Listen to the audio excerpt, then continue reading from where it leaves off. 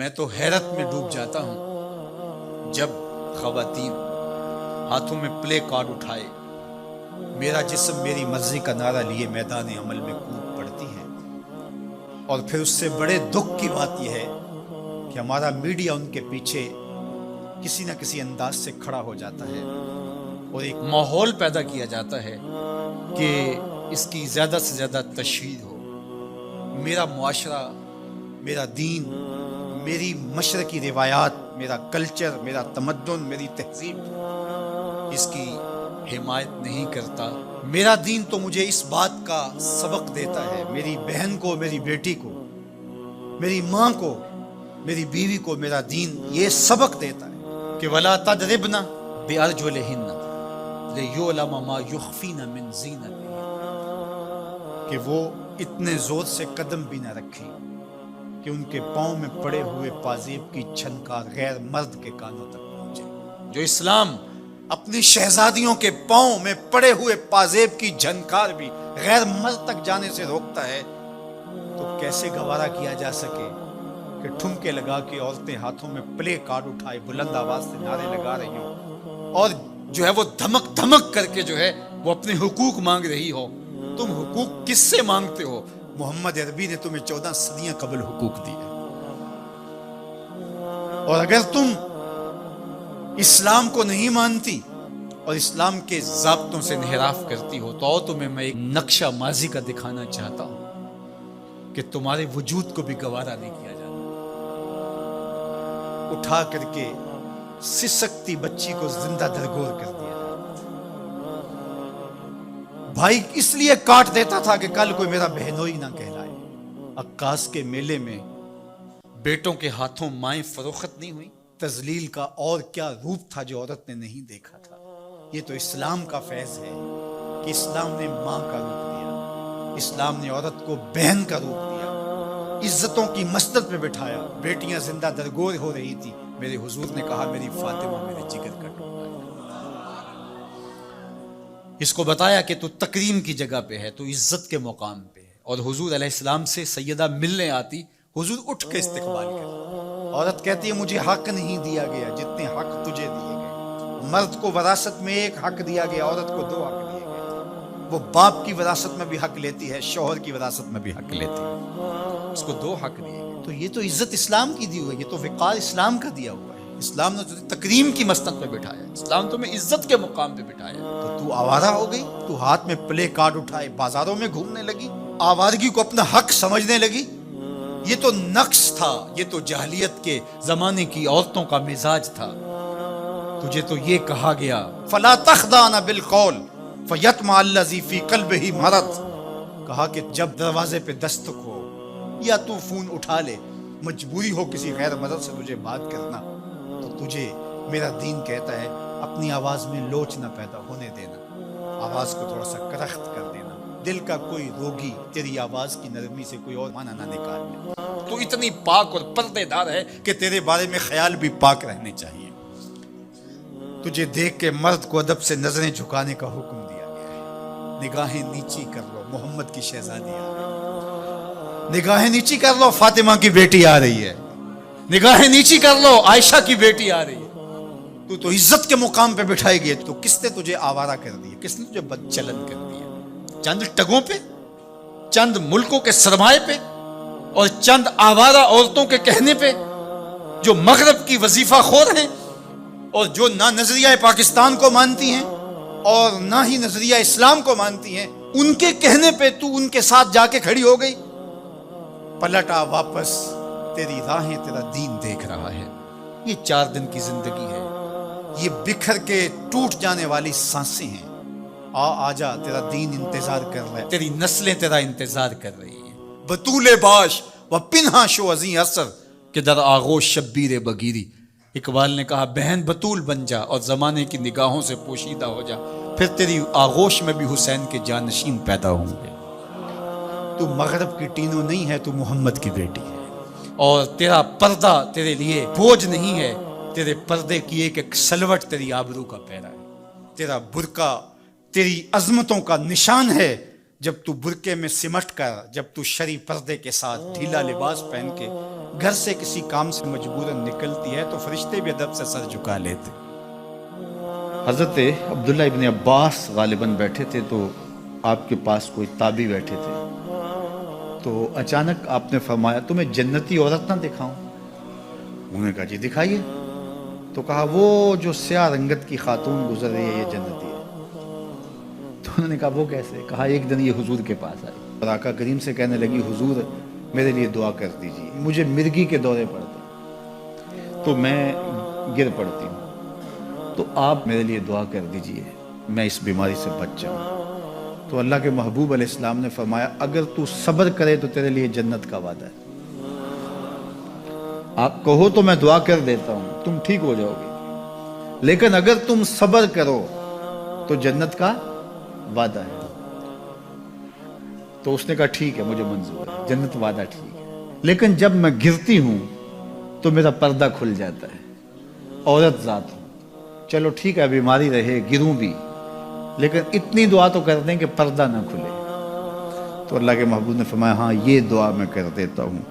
کہا کہ مرگی کے دورے سے اب بھی پڑھتے ہیں، اب بھی گر جاتی ہے، لیکن اللہ اس کے پردے کی حفاظت کرتا ہے۔ اللہ اکبر۔ تو پردہ کتنی اہم چیز ہے، اور ہمارا دین ہمیں اس کی تلقین کرتا ہے کہ تمہارا حیا نہیں لٹنا چاہیے، تمہارے پردے کی حفاظت رہنی چاہیے۔ حیا دین ہے، اور حیا کے ساتھ اسلام کا تعلق کتنا گہرا ہے کہ یہ دونوں جڑی ہوئی چیزیں ہیں، ایک رخصت شے ہوتی ہے تو دوسری بھی رخصت ہوتی ہے۔ مجھے بھی آپ کو بھی عملی کوشش بھی کرنی چاہیے کہ یہ جو ذرائع ہیں حیا باختگی کے، ان سے اپنے آپ کو اور اپنی نسل کو بھی بچایا جائے، اپنی معاشرت کو بھی بچایا جائے۔ اور دوسری بات کہ ایمان کی تکمیل تو حیا سے ہی ہے، یہ باڑ ہے ایمان کے لیے، اگر یہ باڑ اتر گئی تو ایمان پر حملہ ہو جائے۔ تو ہم مغرب کی نکالی میں اس کو ترقی نہ سمجھیں، اگر حیا باختگی لباس مختصر بلکہ اتار دیا جانا یہ ترقی اور کامیابی ہوتی تو پھر تو کعبہ اللہ کا ننگے طواف لوگ کیا کرتے تھے، وہ ترقی یافتہ ہوتے۔ تو برہنہ ہو جانا یہ حیوانیت کی طرف سفر ہے، یہ کامیابی نہیں ہے، یہ عروج نہیں ہے، یہ فیشن اور ترقی نہیں ہے، یہ تو اخلاقیات سے کنارہ کشی ہے، یہ تو حیا باختگی ہے۔ اسلام ایک روشن خیال دین ہے، اسلام ترقی یافتہ دین ہے، اسلام انسانی مزاج سے ہم آہنگ دین ہے، انسانی ضروریات کے تقاضوں کو پورا کرنے والا دین ہے۔ انسانیت سے، ہمارے مزاج سے، ہماری فطرت سے ہٹ کر کوئی دین نہیں ہے۔ تو نفس کی تسکین اور ہے، روح کی تسکین اور ہے۔ تو جوانی کے دور کے اندر نوجوان کی زندگی کی کچھ ترجیحات ہوتی ہیں، لیکن بعد کے اندر وہ خود سمجھ رہا ہوتا ہے کہ میں یہ غلط ہوں۔ آج مغرب پریشان ہے کہ انہوں نے جوانی کے 4 ایام تو اپنی خواہشوں میں اسیر ہو کے گزار لیے، لیکن ان کے بڑھاپے کی تلخیوں کو آپ نہیں جانتے کیا ہے۔ تو مغرب کے سانچے میں ڈھلنے کی کوشش نہ کرو۔ وہ اقبال نے کہا تھا نئی تہذیب تکلف کے سوا کچھ بھی نہیں، چہرہ جو نہ روشن ہو کہ تو کیا حاجت گلگوں نہ فروش۔ اندر کچھ ہو ہی نہ اور اوپر میک اپ کیا ہوا ہو تو وہ تو کبھی اترے گا، جب اترے گا تو نیچے سے کیا بلا نکلے گی۔ تو یہ مغرب کی تہذیب ایک میک اپ ہے، جب اترتا ہے تو نیچے سے بلائیں برآمد ہوتی ہیں، اور وہ بڑھاپے میں جا کے ان کی حالت دیکھو کہ وہ کتنی تلخ، عجیب اور پریشان کن زندگی گزار رہے ہیں۔ لیکن مومن کی زندگی میں بظاہر تلخیاں بھی ہوں لیکن اس کا چہرہ روشن ہی آپ کو دکھائی دے گا اگر وہ اسلام کے دیے ہوئے اصولوں کے مطابق چلتا ہے۔ تو مشرق کو کبھی بھی مغرب کی نکالی نہیں کرنی چاہیے۔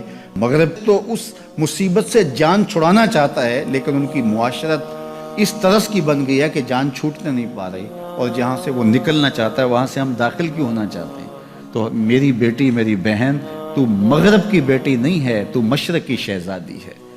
تیرا برقع، تیری چادر، تیرا حجاب تیری آبرو کا پہرا ہے، جب تو سمٹتی ہے تو معاشرہ پھیلتا ہے۔ تیرا حیا ہی تیری زندگی کا تیور ہے، اور یہی تیرا نور ہے۔ ایک صحابی حضور کی خدمت میں حاضر ہوا اور عرض کرنے لگا جاہلیت کے زمانے کی 2 باتیں ہیں، ایک بات یاد آتی ہے تو آنسو نہیں تھمتے، اور ایک بات یاد آتی ہے تو ہنسی نہیں رکتی۔ کہا وہ کون سی 2 باتیں ہیں؟ کہا وہ بات، جو بات یاد آئے تو میری ہنسی نہیں تھمتی، وہ یہ ہے کہ میں ایک لمبے سفر پہ جانا تھا، تو یہ سفری معبود اور بت بھی ساتھ رکھتے تھے، تو میں نے سامان میں بت باندھ لیا تو وزن بھاری ہو گیا، تو میں نے سوچا کہ پہلے ہی میرے پاس سامان زیادہ ہے تو میں اپنے خدا کا بوجھ بھی ساتھ اٹھاؤں، تو میں نے کہا کوئی ہلکا پھلکا معبود ہونا چاہیے، تو میں نے آٹا گوندھ کر کے اس میں شہد ملایا یا ستو گوندھ کر کے اس میں شہد ملایا، تو میں نے ایک ہلکا سا بت بنایا، پھر اس کو دھوپ میں رکھ کے خشک بھی کر لیا اور اپنے سامان میں رکھ لیا، اور راستے میں پوجا پاٹ بھی چلتی رہی۔ جب میں منزل پہ پہنچا اور واپس پلٹا تو جو میرا اندازہ سفر تھا اس کے مطابق توشہ لیا تھا، سفر کوئی 2-4 دن اوپر ہو گیا اور میرا توشہ سفر ختم ہو گیا، تو 1-8 دن تو میں نے بھوک کاٹی، لیکن جب بھوک کی شدت ہوئی اور میرے پاس کھانے کے لیے کچھ نہیں تھا تو مجبور ہو کر میں نے تھیلے میں ہاتھ ڈالا اور اپنے معبود کو ہی نکالا اور پتھر پہ رکھ کے توڑا، اور پھر اس کے اندر پانی ڈال کر اس کو گوندا، پھر اس کی روٹی پکائی، پھر کھاتے ہوئے کہا میرے خدا اب کام نہیں آئے گا تو کب آئے گا، اب تو بھوک سے میری جان بھی نکل رہی ہے۔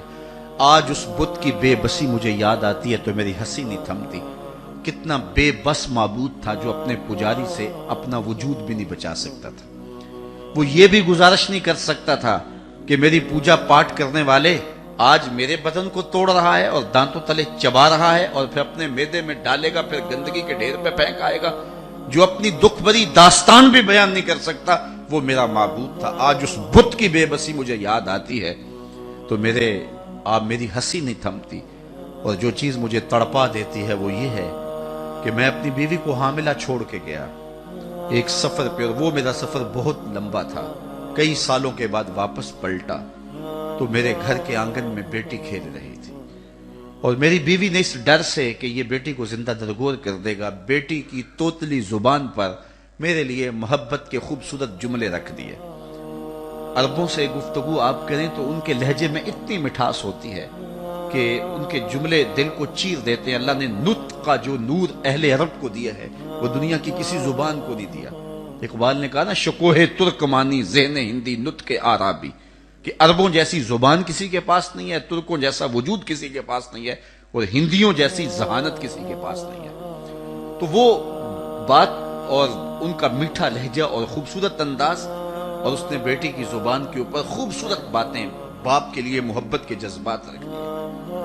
تو وہ کہتے ہیں میں جب لمبا سفر کاٹ کے آیا اور اپنے گھر داخل ہوا تو میں بیٹی کو دیکھ کے جھل بھن کے کباب ہو گیا، لیکن ماں نے اس بیٹی کو میرے لیے بہت زیادہ تیار کیا تھا، اس کے دل میں محبت ڈالی تھی، اس کی زبان پر لہجے پہ اتنے میٹھے رس بھرے لفظ رکھے تھے، وہ دوڑ کے آ کے میری ٹانگوں سے لپٹ گئی اور یا ابا تاہو کہہ کر کے مجھے پکارنے لگی، اور میں اندر سے کھول رہا تھا اور میرا خون جو ہے وہ جوش میں تھا کہ میرے گھر میں بیٹی، اور میں اپنی بیوی کو گھورنے لگا کہ ایک تو نے سانپ کو جنم دیا ہے اور دوسرا اس کو باتیں سکھائی ہیں، اور میں اس انتظار میں تھا کہ اس بیٹی کو میں کسی طرح ٹھکانے لگاؤں، اور خیر میں کچھ وقت آرام کیا اور بیٹی کو ساتھ لے کر کے باہر چلا گیا، اور وہاں میں نے ریت میں جو ہے وہ گڑھا کھودنا شروع کر دیا۔